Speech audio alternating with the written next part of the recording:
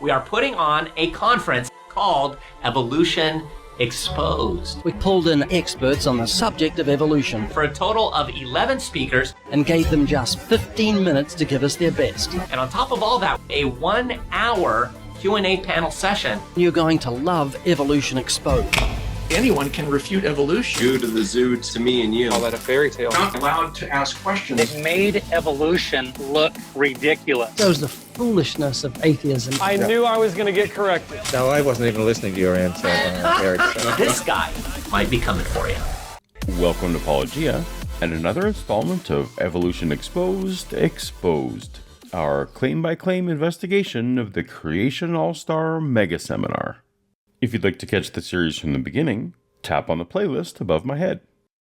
While in our last episode, Dr. Joel Anderson did a great job of deconstructing the biblical claims of Ken Ham's presentation, the Answers in Genesis president did throw in one brief, tangential, hit-and-run, out-of-the-blue non sequitur with a reaching claim that deserves a few thoughts before we move on. Generations will know what to believe, why they believe what they do, where it comes from, and then how to deal with those that oppose the Christian worldview and the Christian faith.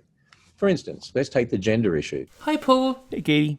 There are actually some exceptions, very small, in regard to the sex chromosomes. Sex chromosomes aren't the only thing that determines sex. There are actually lots of different sex characteristics. But also, Ken is mixing up intersex people and trans people here.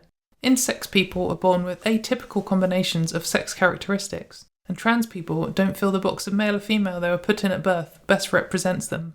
To make it even more confusing, most trans people go on to change their sex characteristics, and some people are both trans and intersex at the same time. Often, people will point to a certain biological characteristic and say, they can't be a woman because they don't have XX chromosomes or something. But in reality, there's no single biological characteristic that all men, or all women, share, even ignoring trans people. For example, someone could be XY, but also have complete androgen insensitivity syndrome, which would lead them to develop female genitals in the womb, usually resulting in them being labelled female at birth. And there are so many possible combinations. It seems that Ken is acknowledging the evidence that sex isn't a straightforward black and white, but is also trying to hand-wave that away with, well, we can ignore the exceptions because they're abnormalities. But it's not a binary if there are exceptions. People are more than their chromosomes. Someone you know might be trans or intersex without you realising it. In fact, you yourself could be intersex without you realising it.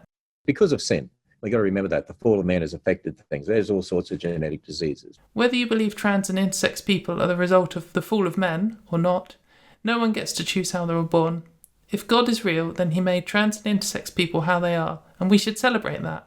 We shouldn't be forcing people into boxes that don't represent them, especially when all the evidence we have says that that isn't possible, and trying to do that can be actually really harmful. Well said. Next up on Evolution Exposed is a full episode with the philosophical musings of astrophysicist Jason Lisle. Creation is unscientific, right? Believing in the Bible, that's not science. But before that, Katy, take us out with your guitar.